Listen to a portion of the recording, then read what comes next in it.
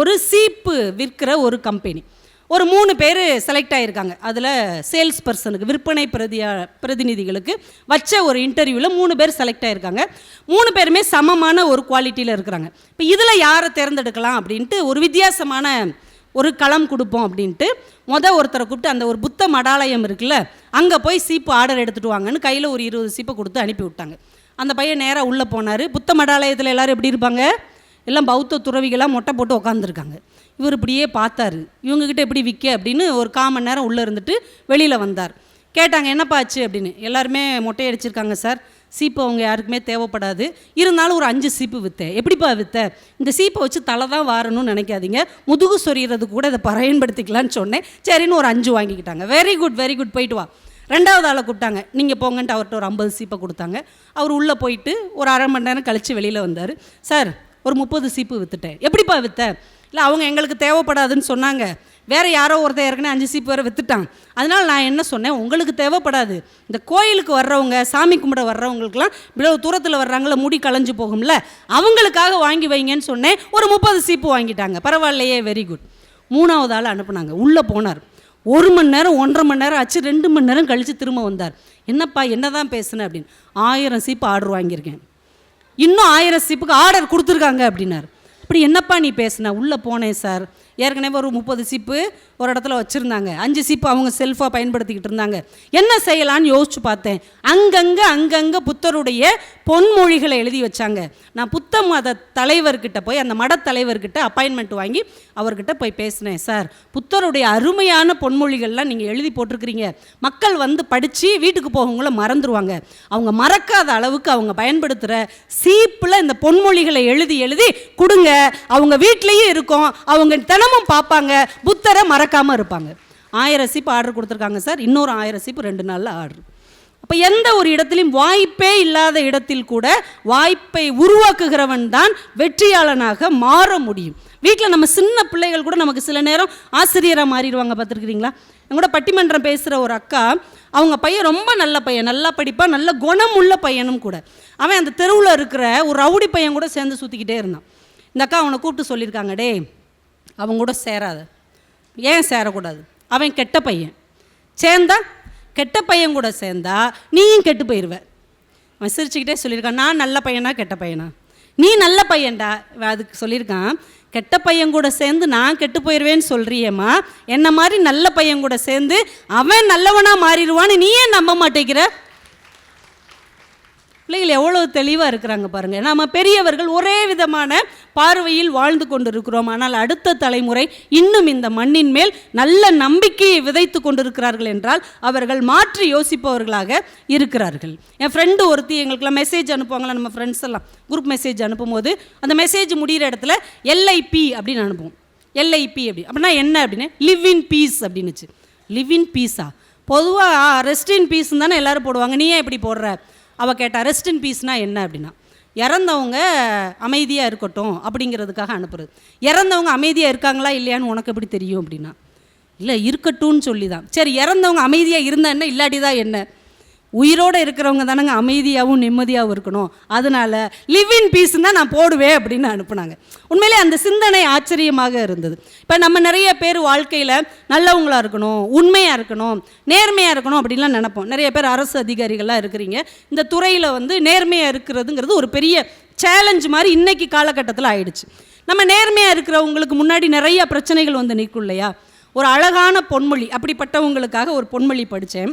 நீங்கள் நேர்மையாக இருந்தால், நீங்கள் எந்த துறையில் இருந்தாலும் சரி, நீங்கள் நேர்மையாக இருந்தீங்கன்னா என்ன நடக்கும் அப்படின்னு அந்த பொன்மொழி சொல்லுது.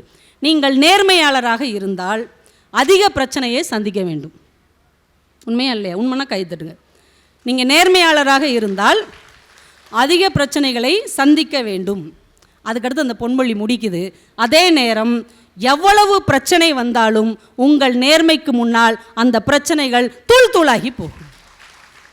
வாழ்க்கையில் உண்மையாக இருக்கிறவங்களுக்கு நம்பிக்கை கொடுப்பது மாதிரியான இப்படி ஒரு சொற்றொடர் தானே நம்மை ஒரு படி உயர்த்துவதாக இருக்க முடியும். நம்முடைய காப்பியமே பாருங்கள் ஆச்சரியமாக இருக்கும், பயங்கரமாக மாற்றி யோசித்திருப்பாங்க. ராமாயணத்தை பற்றி அப்பா சொன்னாங்க இல்லையா? ராமாயணத்தில் அந்த சுக்ரீவனுடைய ஆட்சியில் உள்ள அந்த கிட்கிந்தை காடு இருக்குல்ல, அங்கே பூரா குரங்குகளாக தானே இருக்கும். அதில் 2 குட்டி குரங்கு இருந்திருக்கு. ஒரு குரங்கு நீலன், இன்னொரு குரங்குக்கு நலன் அப்படின்னு, நம்மளாம் நாய்க்குட்டிக்கு பேர் வைக்கிற மாதிரி அவங்களும் குரங்குக்கெல்லாம் பேர் வச்சுருக்காங்க. இந்த 2 குட்டி குரங்கும் பயங்கர சேட்டை. அந்த ஏரியாவில் சுதீட்சணர் அப்படின்னு ஒரு முனிவர் இருந்திருக்கிறார். அவர் என்ன பண்ணியிருக்கிறார், இறைவனுடைய சால கிராமத்தை வச்சு டெய்லி சாமி கும்பிடுவார், அதுக்கு தவம் செய்வார். அவர் கண்ணை மூடி தவம் செஞ்ச உடனே இந்த 2 குட்டி குரங்க என்ன செய்யும், அதை எடுத்துகிட்டு போய் பக்கத்தில் இருக்கிற ஏரிக்குள்ளே போட்டுரும். ஏரிக்குள்ளே அந்த சிலையை போட்டவுடனே என்ன ஆகும், முங்கி போயிடும் இல்லையா. இவர் கண்ணை முழிச்ச உடனே அதை தேடுவார். டெய்லி இந்த குரங்குகள் இதை செஞ்சுக்கிட்டே இருக்குது. இவருக்கு ரொம்ப எரிச்சலாக இருக்குது. ஒரு சாபம் கொடுக்கணுன்னா கூட குரங்குகளுக்கு போய் என்ன சாபம் கொடுக்க, அது வேணும்னு செய்யலை, விளையாட்டுக்குன்னு செய்யுது. ஆனால் ஏதாவது செய்யணும், இதை தடுக்கணும் அப்படின்னு யோசிச்சுட்டு ஒரு நாள் என்ன பண்ணிட்டார், இந்த 2 குரங்குகளுக்கு ஒரு சாபம் கொடுத்துட்டார். என்ன சாபம்னா, நீங்கள் 2 பேரும் எதை தூக்கி தண்ணியில் போட்டாலும் அது முங்காது, மிதக்கும் அப்படின்னு சொல்லிட்டார். அதுக்கப்புறம் இந்த குரங்குகள் அதை தூக்கி தூக்கி போடுது, மிதக்குது. உடனே இந்த குரங்குகளுக்கு அந்த விளையாட்டு மேலேயே இன்ட்ரெஸ்ட் இல்லாமல் விட்டுருச்சு. காலம் ஓடுது, இவங்க 2 பேரும் பெரியவங்களாயிட்டாங்க. பெரியவங்களாகி சுக்ரீவனுடைய படையில் இவங்க முக்கியமான படைத்தளபதியாகவும் ஆயிட்டாங்க. யார், இந்த நீலனும் இந்த நலன்ற 2 குரங்கும் பெரிய ஆளாகி படைத்தளபதி ஆயிடுச்சு. இப்போ சீதையை தேடி அனுமர் போகிறாரு. இலங்கைக்கு பாலம் கட்டணும். இப்போ இலங்கைக்கு கடலில் பாலம் கட்டணும்னா எல்லாம் கல்லை தூக்கி தூக்கி எல்லா குரங்குகள் அனுமன் எல்லாம் போடுறாங்க, கல் முங்கி முங்கி போகுது. இப்போ என்ன செய்கிறதுன்னு யோசிக்கும் போது சின்ன வயசில் இவங்க வாழ்க்கையில் நடந்த இந்த சம்பவம் ஞாபகம் வருகிறது. இது ராமன் கிட்ட சொன்ன உடனே ராமன் எல்லாரும் கல்லை எடுத்துகிட்டு வந்து இவங்க 2 பேர் கையில் கொடுங்க, இவங்க தூக்கி தூக்கி எரியட்டும், கல் மிதக்கும், அது மேலே ஏறி நடந்து போயிடுவோம். இப்போ சின்ன வயசில் நமக்கு கிடைத்த சாபத்தை கூட ஒரு காலத்தில் வரமாக மாற்ற முடியும் என்று மாற்றி யோசிக்க கற்றுக் கொடுத்தது நம்முடைய இலக்கியம். மகாபாரதத்தில் நீங்கள்லாம் கேள்விப்பட்ட ஒரு விஷயம் என்ன, பீஷ்மர் ஒரு நாள் போர்க்களத்தில் என்ன சொல்லிட்டார், நாளை மாலைக்குள் பஞ்ச பாண்டவர் 5 பேரையும் நான் கொன்றுவேன்ட்டார். சபதம் சொல்லிட்டு போயிட்டார். பீஷ்மர் சொன்ன வாக்கை யாரும் ஒன்றும் பண்ண முடியாது, அவ்வளோதான். பஞ்ச பாண்டவர்கள் 3 பேரும் நாளைக்கு சோழி முடிஞ்சு போகுன்னு எல்லாம் பதட்டத்தில் இருக்கிறாங்க. நம்ம ஆள் கிருஷ்ணன் என்ன பண்ணார், திரௌபதியை கூப்பிட்டாருங்க, வா. நேராக பீஷ்மர் பாசறைக்கு போனாங்க. மனுஷன் நல்லா தூங்கிக்கிட்டு இருந்தார். கிருஷ்ணன் அவளை உள்ளே போக சொல்லி தலையை நல்லா முக்காடு போட்டுக்கோ. அவர் படுத்து தூங்குறாரு. அவர் காலை மட்டும் தொட்டு கும்பிடு, கண்ணை முழிச்சு பார்ப்பார். யாரோ ஒரு பெண் காலில் விழுந்து ஆசீர்வாதம் வாங்குறான்னு சொன்ன உடனே தீர்க்க சுமங்கலி பவன்னு சொல்லிடுவார், நீ பாட்டுக்கு வந்துரு அப்படின்ட்டார். அதே மாதிரி இந்த அம்மா போய் காலில் விழுது, முழிச்சு பார்க்குறாரு. முக்காடு போட்டிருந்ததுனால அது திரௌபதின்னு தெரியல, ஏதோ ஒரு பெண் ஆசீர்வாதம் வாங்குறான்ட்டு தீர்க்க சுமங்கலி பவன்னாரு. அவ எந்திரிச்சா, அட பாவி, நேற்று தான் 5 பேரையும் அழிப்பேன்னு சபதம் கொடுத்துருக்கிறார், ஆனால் இன்னைக்கு இவ தீர்க்க சுமங்கலி பவன் சொல்லிட்டா. தான் கொடுத்த வாக்கை தானே மீற முடியாது இல்லையா. எவ்வளவு அழகா ஒரு மாற்றி யோசிக்கிற ஒரு திறமையை வைத்துக்கொண்டு அந்த குருட்சேத்திர யுத்தத்தில் பாண்டவர்கள் அத்துணை பேரையும் கிருஷ்ணன் காப்பாற்றினான் என்று நம்முடைய இலக்கியம் நமக்கு கற்றுக் கொடுக்கிறது. எவ்வளவு மோசமான சூழ்நிலையில் கூட நம்ம கொஞ்சம் யோசிச்சோம்னா இதெல்லாம் நம்மளால சாதிக்க முடியும். நீங்கள் சினிமா துறையை கூட எடுத்துக்கோங்களேன். சினிமா துறை இன்னைக்கு லோகேஷ் கனகராஜுங்கிறவர் ஒரு பெரிய டைரக்டராக இருக்கிறார்ல, யங்ஸ்டர்ஸ்லாம் இருக்கிறீங்க. அவருடைய திரைப்படத்தில் ஒரு முக்கியமான ஒன்று சொல்கிறாங்க, LCU. கேள்விப்பட்டீங்களா? LCUனா என்னடா? Lokesh cinema universe. அப்படின்னா ஒன்றும் கிடையாது. அந்த கைதி படத்தில் வந்தவங்க விக்ரம் படத்தில் வருவாங்க, கைதி படத்தில் வந்த போலீஸு லியோ படத்தில் வருவாங்க. இப்படி ஏற்கனவே ஒரு டைரக்டரோட படத்தில் வர்றவங்க அடுத்த படத்துலையும் அதோடைய தொடர்ச்சி அதுக்கு பேர் LCU அப்படின்னு பேர் வச்சுட்டாங்க. ஆனால் ரொம்ப வருஷத்துக்கு முன்னாடி இந்த தமிழ் மண்ணின் சினிமாவையே மாற்றி அமைத்த நம்முடைய தெக்கத்தி மண்ணை சேர்ந்த பாரதி ராஜா அவர்கள் என்னைக்கும் அந்த LCUங்கிற ஒன்றை கொண்டு வந்துட்டார். நீங்கள் யாருமே அதை கவனிச்சிருக்க வாய்ப்பே இல்லை. உங்களுக்கு நான் ஞாபகப்படுத்துகிறேன். பாரதி ராஜா அவர்களுடைய முதல் படம் என்னது? 16 வயது நிலை. அந்த படத்திலே அவர் ஒரு வித்தியாசத்தை செஞ்சுருப்பார். அது வரைக்கும் கமலஹாசன்னா பெரிய அழகுன்னு தான் அர்த்தம். ஆனால் அந்த படத்தில் அவரை சப்பானியாக்கி கோவணம் கட்ட வச்சு அவர் வாயில் வெத்தலையை போட வச்சு மூக்கத்தியெல்லாம் மாட்டி கன்றாவி ஆக்கி விட்டுருப்பார். மயிலுன்னா நம்ம ஸ்ரீதேவி, பரட்டை ரஜினி சார். இப்போ வரைக்கும் ரஜினி சாருக்குன்னு சில பஞ்ச் டைலாக் இருக்குது. அதை மொத தொடங்கி வச்ச படம் அதுதான். இது எப்படி இருக்குது அப்படிம்பார். அந்த படத்தில் வில்லனாக இருந்து பஞ்ச் டைலாக் பேசுவார். அந்த படத்தில் கடைசி காட்சி உங்கள் எல்லாருக்கும் ஞாபகம் இருக்கும். பரட்டை சப்பானி பரட்டையை கொன்றுவார், ஜெயிலுக்கு போயிடுவார். இப்போ ரயில்வே ஸ்டேஷனில் மயில் நின்றுக்கிட்டு இருக்கும். அந்த படத்தை எப்படி முடிப்பார் பாரதி ராஜா சார்? என்னைக்காவது ஒரு நாள் சப்பானி வருவான், தன்னோடு வாழ்வான் என்கின்ற நம்பிக்கையோடு மயில் காத்திருக்கிறாள். அதோடு அந்த படம் முடிஞ்சிடும், ரயில்வே ஸ்டேஷனோடு முடிஞ்சிடும். இப்போ அவங்க ஒன்று சேர்ந்தாங்களா சேரலையா நம்மளுக்கு தெரியுமா? சேர்ந்துருவாங்கன்னு நம்ம நம்பிட்டோம். 2வது படம் பாரதி ராஜா படம் கிழக்கே போகும் ரயில். சுதாகர் ராதிகா மேடம் நடித்த படம். இந்த படத்தில் இடையில கூட ஒரு காட்சி வரும். நீங்கள் கவனிச்சிங்களான்னு தெரில. ஒரு திருமண வீட்டில் மொய் எழுதிக்கிட்டு இருப்பாங்க. நீங்கள் இன்னும் உசிலம்பட்டி தேனி பக்கம் போனீங்கன்னா நம்ம ஊரில் மொய் எழுதுனா சத்தம் இல்லாமல் உட்காந்து எழுதுவாங்க. அவங்க ஊரில் மைக் செட்டு வச்சு பழனிசாமி 500 ரூபா, முத்துக்குமார் 200 ரூபா அப்படின்னு சத்தம் போட்டு சொல்லுவாங்க. சில்வர் அண்டா அப்படிலாம் சொல்லுவாங்க. அந்த படத்தில் அப்படி ஒரு காட்சி வரும். மொய் அதில் வரிசையாக யார் யார் எவ்வளவு மொய்ன்னு சொல்லும் போது ஒரு வார்த்தை சொல்லுவாங்க, பெட்டிக்கடை மயில் புருஷன் சப்பானி 2 ரூபாய் அப்படிம்பாங்க. வந்துடுச்சா? ஃபஸ்ட்டு படத்தில் அவங்க சேர்ந்தாங்களா இல்லையா, ஜெயிலுக்கு போனவர் வந்தாரா இல்லையான்னு தெரியலை. ஆனால் 2வது படத்தில் அதை எவ்வளவு சூட்சுமமாக LCU மாதிரி வச்சுருக்கிறாரு. பெட்டிக்கடை மயில் புருஷே சப்பானி 2 ரூபா. அப்போ என்ன அர்த்தம்? அவர் வந்துட்டார், 2 பேர் கல்யாணமும் பண்ணிக்கிட்டாங்க, ஒரு பெட்டிக்கடையும் நடத்துகிறாங்க, ஒரு மொய்யில் செய்கிற அளவுக்கு அவங்க நல்ல நிலைமையிலையும் இருக்கிறாங்க என்பதை தன் அடுத்த படத்திலேயே அவர் காமிச்சார். இதுதான் LCU. அதை இன்றைக்கி இவர் செஞ்சார்னா தலையில் தூக்கி வச்சுக்கிட்டு ஆடுறோம். ஆனால் அன்னைக்கே நம்முடைய பாரதி ராஜா தமிழ் சினிமாவை அப்படியே தெருவுக்கு கூட்டு வந்து நம்முடைய மண்ணின் மைந்தர்களை அடையாளம் செய்தார். அதனால தான் எத்தனை ஆயிரம் இயக்குனர் வந்தாலும் இயக்குனர் இமயம் என்றால் அது நம்ம பாரதி ராஜா தான் அப்படிங்கிறத அவர் நிலைநிறுத்தி விட்டார். நிறைய எழுத்துக்களில் கூட இந்த மாற்றி யோசிப்பது அப்படிங்கிறது ரொம்ப ஆச்சரியமான ஒரு விஷயத்தை சொல்லும். இப்போ பெண்கள் நிறைய பேர் இருக்கிறதுனால சொல்கிறேன். மங்கையராக பிறப்பதற்கே நல்ல மாதவம் செய்திட வேண்டும் அம்மா. இதை யார் சொன்னார்? கவிமணி சொன்னார்.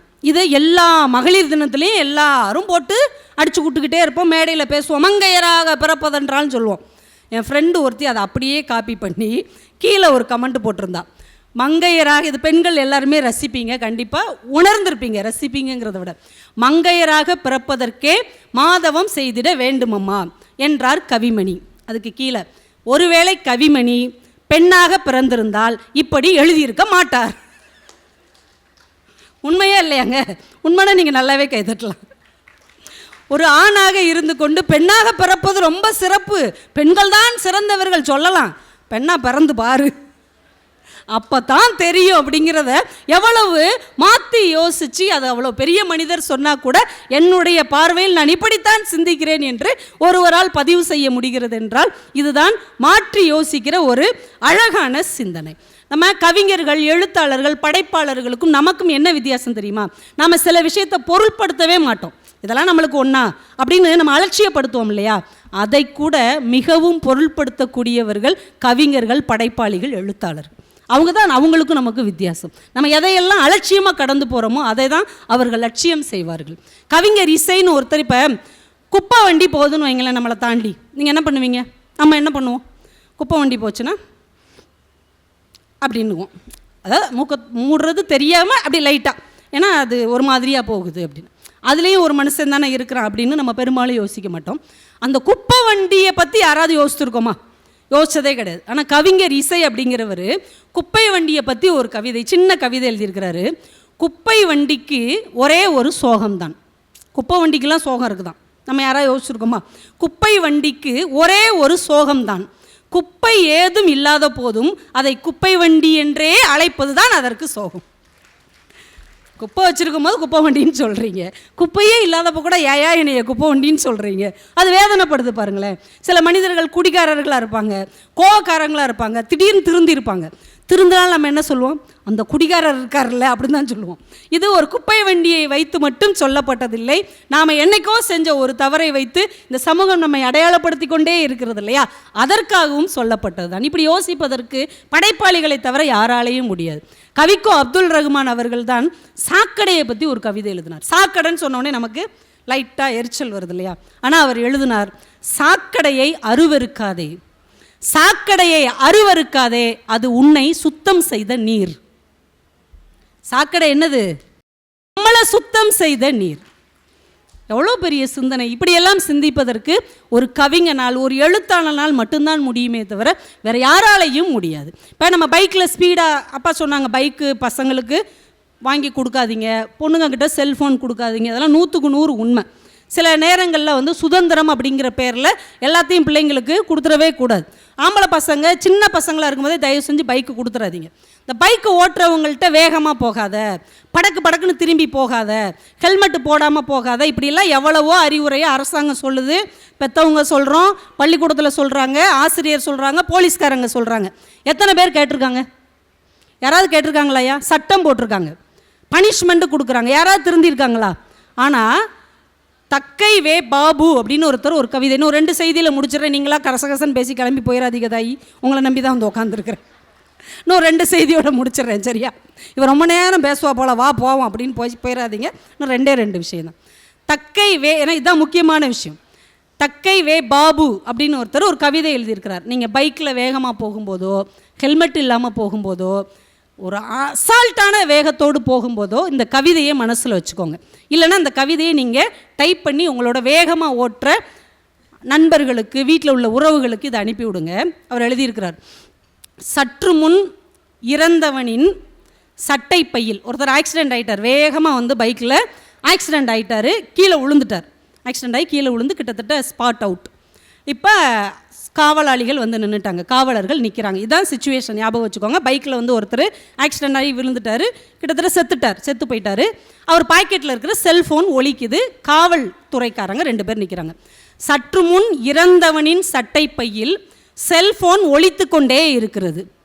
கையில் எடுத்த காவலர், சார் யாரோ அம்முன்னு கால் பண்ணுறாங்க, சார் யாரோ அம்மு அப்படின்னு கால் பண்ணுறாங்க என்கிறார். ஒரு நொடி இறந்தவனின் கண்கள் திறந்து மூடுகின்றன. ஒரு நொடி இறந்தவனின் கண்கள் திறந்து மூடுகின்றன. கையில் ஃபோன் அப்படியே தான் இருக்குது, பைக்கு விழுந்துருச்சு, ஆனால் இறந்தவர் தான். ஆனால் அந்த ஃபோனில் மனைவியா, மகளா, ஃப்ரெண்டா, அம்மாவான்னு தெரில, அம்மு அப்படின்னு ஒருத்தங்க கால் பண்ணுறாங்க. அட்டன் பண்ணுறது யார்? போலீஸ்கார். சார் யாரோ அம்முன்னு ஒருத்தங்க ஃபோன் பண்ணுறாங்க சார்ன்னு சொன்ன உடனே அந்த விழுந்து கிடக்கிறவனுடைய கண்கள் திறந்து மூடுகின்றன. அவன் இறந்துட்டான், ஆனாலும் அந்த இதயம் என்ன செய்யுது? படபடக்குது. ஏன்னா அவங்களுக்கு சாப்பாடு வாங்கி கொடுக்க வந்திருக்கலாம், மருந்து வாங்குறதுக்காக வந்திருக்கலாம், வீட்டுக்காக காய்கறி வாங்க கூட வந்திருக்கலாம், இல்லைன்னா அவங்கள ஆஃபீஸ்லேருந்து கூப்பிட வந்தவராக கூட இருக்கலாம். ஆனால் வேகமாக வந்து அடிபட்டு போய் சேர்ந்துட்டார். இனிமேல் அம்மாவுடைய நிலைமை. இதை ஒரு நிமிடம் இந்த கவிதையை இப்படி வேகமாக, பொறுப்பு இல்லாமல், அக்கறை இல்லாமல், அலட்சியமாக வருகிற மனிதர்களுக்கு இந்த கவிதையை ஒரு முறை அனுப்பி வையுங்கள். நாளையிலேருந்து ஒழுங்காக வருவாங்க. எந்த போலீஸும் கட்டுப்படுத்தாட்டாலும் எனக்குன்னு ஒரு ஃபோன் வரும்ல, அதை எடுக்கிறதுக்கு நான் இருக்கணும்ல, அந்த சைடு இருந்து பேசுகிறவங்களுக்கு பதில் நான் சொல்லணும்ல, என் குழந்தைய ஸ்கூல்லேருந்து நான் தானே கூட்டு வரணும், இடையிலே போய் சேர்ந்துட்டேன்னா அவங்க என்ன ஆவாங்க அப்படிங்கிற ஒரு சிந்தனையை ஒரு படைப்பாளி தான் அழுத்தம் திருத்தமாக, உணர்வு பூர்வமாக தர முடியும். ஒரு ஆட்சியாளர் கூட ஒரு சமூக அக்கறையோட மாற்றி யோசிக்கிற திறனோடு இருந்தால் அந்த வாழ்க்கை எவ்வளவு நல்லா இருக்கும் அந்த மக்களுக்கு அப்படின்னு. நம்ம இந்தியா முழுக்க ஒரு தடவை ஒரு பயங்கரமான பஞ்ச காலம் வந்தது, பெரியவங்களுக்குலாம் தெரியும். அந்த பஞ்சத்தில் கொத்தாக மக்கள் சாப்பாடு இல்லாமல் இறந்து போனாங்க. ஆனால் கேரளாவில் மட்டும் நிறைய மக்கள் அப்படியே காப்பாற்றப்பட்டார்கள் பஞ்சத்தை தாண்டி. என்ன காரணம் அப்படின்னு நீரதிகாரம்னு ஒரு புக்கில் வெண்ணிலா எழுதியிருக்கிறாங்க. விசாகம் திருநாள் அப்படின்னு ஒரு அரசர், அப்போ கேரளாவுக்கு அவர் தான் ஆட்சி பண்ணிகிட்டு இருக்கிறாரு. அந்த மனிதர் என்ன பண்ணுறாரு, எல்லா இடத்துலையும் பஞ்சம், மக்களுக்கு சாப்பாடு கொடுக்க முடியல, அரிசி இல்லை, எதுவுமே இல்லை. ஆனால் அவர் என்ன பண்ணார், மலையால் ஒரு தடவை போயிருந்தப்போ 15 கப்பக்கிழங்கு செடி கொண்டு வந்திருக்கிறார். இன்றைக்கி வரைக்கும் நீங்கள் கேரளாவுக்கு போனீங்கன்னா கப்பக்கிழங்கு ஒரு உணவாக இருக்குது, நம்ம ஏரியாலெல்லாம் கிடையாது. 15 கப்பக்கிழங்கு செடியை மலையாலிருந்து கொண்டு வந்து ஊனி வைக்கிறார், அந்த மக்களுக்கு பூரா கொடுக்குறாரு. அதுக்கு விதை தேவையில்லை, அது கொஞ்சம் வளர்ந்து அந்த மொழியை ஒடிச்சு நட்டோம்னா வளர்ந்துடும். இன்னொரு ப்ளஸ் என்ன அப்படின்னா, அந்த கப்பக்கிழங்கு வாசத்துக்கு ஆடு மாடு எதுவுமே பக்கத்தில் வராது. அப்போ அதை ஊனி வச்சு விளைய வச்சு அந்த மக்களை பஞ்சத்திலிருந்து அவர் காப்பாற்றி இருக்கிறார். இலங்கையிலேருந்து 2 ரப்பர் செடியை கொண்டு வந்து அதற்கு உயிர் கொடுத்து, வீட்டுக்கு ஒரு ரப்பர் செடியும் ஒரு கப்பக்கிழங்கு செடியும் இருந்தால் இந்த மக்களுக்கு சாப்பாட்டுக்கும் பிரச்சனை இல்லை, வாழ்நாள் ஆதாரத்துக்கும் பிரச்சனை இல்லை என்று ஒரு மன்னர் அங்கே வாழ்வித்து காட்டியிருக்கிறார். இன்னைக்கு வரைக்கும் அது அவங்களுக்கு ஆதாரமாக இருக்குது. ஒரு ஆட்சியாளர் மற்றவங்க மாதிரி உட்காந்துக்கிட்டே இல்லாமல் கொஞ்சம் மாற்றி யோசித்தால் தன் மக்களை எப்படியெல்லாம் காப்பாற்ற முடியும் என்பதற்கு இந்த நாடு உதாரணமாக இருந்திருக்கிறது. இந்த விருதுநகரில் வந்திருக்கிறோம், காமராஜரை சொல்லாமல் போக முடியுமா? யோசிச்சு பாருங்கள். படிக்கலை நம்ம மக்கள், எப்படியாவது படிக்க வைக்கணும் பிள்ளைகளை. பள்ளிக்கூடம் பூரா திறந்தாச்சு, மூடின பள்ளிக்கூடத்தையும் திறந்தாச்சு, புதுசாகவும் பள்ளிக்கூடத்தை திறந்தாச்சு. பிள்ளைங்க வரல, என்ன செய்ய? புத்தக திருவிழா வச்சாச்சு, அரங்குகள்லாம் திறந்தாச்சு, புஸ்தகமெல்லாம் வச்சாச்சு, பேச்சாளர்களையும் போட்டாச்சு. ஆடியன்ஸே வரலன்னா என்ன செய்வாங்க? அப்புறம் பள்ளிக்கூடத்துலேருந்து கூட்டுவாங்க, காலேஜிலேருந்து கூட்டுவாங்கன்னு கட்டாயப்படுத்தி தான் கூட்டு வரணும். இப்போ பள்ளிக்கூடம் திறந்துச்சு, பிள்ளைகள் வரல. காமராஜருக்கு ஆச்சரியமாகவும் அதிர்ச்சியாகவும் இருக்கிறது. என்னங்க இவ்வளவு பள்ளிக்கூடத்தை திறந்தாச்சு, இலவசமாக கல்வி கொடுக்குறோம், ஏன் பிள்ளைகள் வரலை? சாப்பாட்டுக்கு வழி இல்லை. சாப்பாடு இல்லாதவன் எப்படி பள்ளிக்கூடத்துக்கு வருவான்? சோத்துக்கு வக்கில்லாதவன் மனசில் எப்படி பாடம் பதியும்? உடனே அவர் மாற்றி யோசித்தார். ஸ்லேட்டு கொடுத்தா நீ வரமாட்ட, அப்படித்தானே? பிளேட்டு கொடுத்து சோறு போடுகிறேன், நீ வா என்றார். எல்லாரும் ஓடியான்ட்டாங்க. எல்லாரும் புத்தக பையை பார்த்தார்கள், காமராஜர் மட்டும்தான் பிள்ளைகளின் இறைப்பையை பார்த்தார். இன்றைக்கு இந்த தமிழ்நாடு கல்வி அறிவில் சிறந்திருக்கு. அவ்வளோ வித்தியாசமாக யோசித்திருக்கிறாங்க. மாற்றி யோசித்தல் ஒன்று தான் ஒரு மாண்புமிகு ஆட்சியாளர்களின் தனித்திறமையாக இன்றைக்கும் நிலைத்து இருக்கிறது.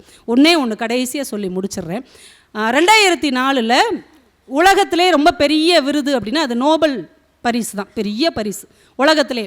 2004 யாருக்கு நோபல் பரிசு கொடுப்பாங்க அப்படின்னு உலகமே அப்படியே வியந்து பார்க்கும்போது ஒரு பேர் அனௌன்ஸ் பண்ணுறாங்க, வங்காரி மாத்தாய் அப்படின்னு ஒருத்தங்க. எல்லாருக்கும் அதிர்ச்சி ஆயிடுது. ஏன்னா அவங்க எல்லாருக்கும் போய் உதவி செய்யலை, பெரிய கல்வியாளர் கிடையாது, இலக்கியவாதி கிடையாது, மருத்துவர் கிடையாது, ஒரு தத்துவ ஞானி கிடையாது. ஏன்னா அவங்க மரம் நடுறவங்க, அவங்கள போய் எப்படி நீங்கள் உலக அமைதிக்கான நோபல் பரிசை கொடுக்கலாம்? ஒரு சுற்றுச்சூழலுக்கும் உலக அமைதிக்கும் என்ன சம்பந்தம் என்று கேட்டபோது வங்காரி மாத்தாய் ஒன்று சொன்னாங்க. அவங்க கிட்டத்தட்ட 3 கோடி மரங்கள் நட்டவர்கள். 3 கோடி மரம், அதுவும் மழை வரக்கூடிய மரம், சாதாரண மரம் இல்லை. இந்த மரம் மழையை ஈர்க்கக்கூடிய மரங்கள். இவங்களுக்கு எதுக்கு உலக அமைதிக்கான நோபல் பரிசுன்னு கேட்டாங்க. வேற எதுக்காவது கொடுங்க, அமைதிக்கும் சுற்றுச்சூழலுக்கும் என்ன சம்பந்தம்? அமைதிக்கும் மரம் நடுவதற்கும் என்ன சம்பந்தம்?